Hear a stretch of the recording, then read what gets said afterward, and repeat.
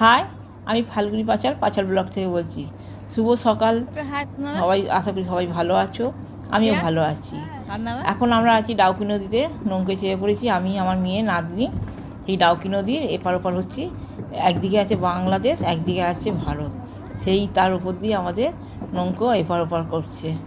গোটা নদীটা আমাদের পারাপার করাবে, দেখাবে, দেখতে থাকো।